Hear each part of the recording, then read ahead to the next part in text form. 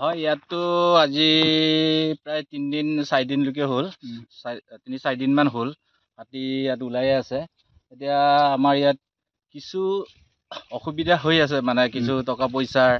এতিয়া আমি জাত কাটাৰ কিনিব লাগিছিলে হাতী এইটো ইয়াৰ কাৰণে, প্ৰটেকশ্যনৰ কাৰণে, কিন্তু আমি টকা পইচাৰ অসুবিধাত আমি আজিলৈকে জাত কাটাৰ কিনিব পৰা নাই।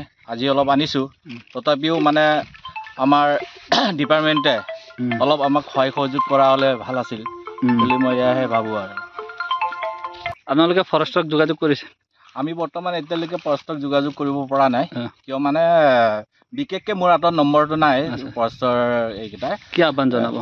ফৰেষ্টক এইটোৱে আহ্বান জনাওঁ, যাতে মানে হাতীটো এতিয়া আমাৰ খেতিৰ ছিজন, তেওঁলোকে অলপ আমাক অলপ সহায় সহযোগ কৰিব বুলি আমি আশা ৰাখিছোঁ। ৰাতি কি ভয় আছে? ৰাতিটো বিশেষকৈ আমাৰ ভয় আছে। চাওক, এইটো ওচৰতে গাঁও আছে, ঘৰ বাৰী আছে, আৰু অলপ আগত গ'লে খেতি পাব। খেতি পথাৰত সোমালেতো এতিয়াতো কঠীয়াৰ ছিজন, এতিয়া গোটেই মানুহকেইটা ৰণি লৈ আছে। এইকেইটা এতিয়া এইটো ছিজনত যদি হাতী সোমাই যায়, আমাৰ গাঁৱৰ কাৰণে বহুত অসুবিধা হ'ব। ইয়াৰ আগে পিছেও বহুত ঘৰ চৰ ভাঙিছে। আগে পিছেতো এতিয়া চাওক, যোৱা বছৰ আগৰ বছৰো এইটো ওচৰৰ ঘৰকেইটা ভাঙি দিছে, আৰু তেনেকাকে বহুত ক্ষতি কৰিছে। কিয় মানে গাই গৰু তেনেকাকে ধৰ গাহৰি তেনেকাকে মাৰি দিছে।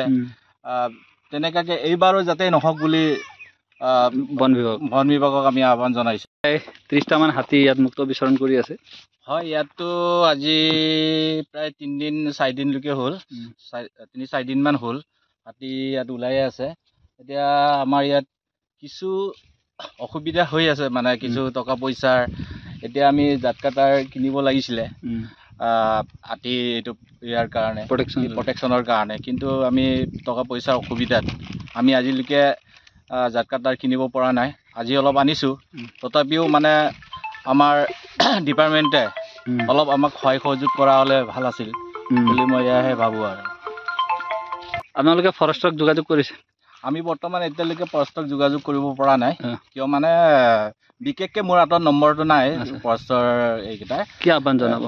ফৰেষ্টক এইটোৱে আহ্বান জনাওঁ, যাতে মানে হাতীটো এতিয়া আমাৰ খেতিৰ ছিজন, তেওঁলোকে অলপ আমাক অলপ সহায় সহযোগ কৰিব বুলি আমি আশা ৰাখিছোঁ। ৰাতি কি ভয় আছে? ৰাতিটো বিশেষকৈ আমাৰ ভয় আছে। চাওক, এইটো ওচৰতে গাঁও আছে, ঘৰ বাৰী আছে, আৰু অলপ আগত গ'লে খেতি পাব।